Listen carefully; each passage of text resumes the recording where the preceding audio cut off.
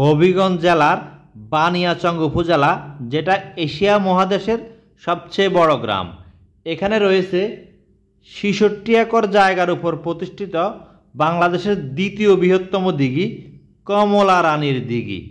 দিঘিটি স্থানীয়ভাবে সাগর দিঘি বা রানী কমলাবতীর দিঘি নামেও পরিচিত।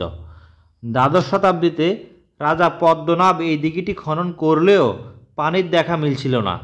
তখন রানী কমলাবতী এই দিঘিতে আত্মবিসর্জন দেন এবং এখানে পানির দেখা মিলে।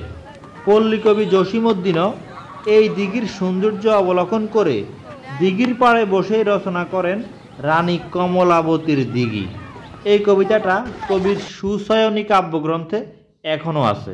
কমলা রানীর দিঘি নামে বাংলাদেশে আরও কয়েকটা দিঘি, যেমন হাতিয়া, বাউফল, দুর্গাপুর, রাজনগর বিভিন্ন জায়গায় থাকলেও এই কমলা রানীর দিঘিটাই সবচেয়ে সুন্দর।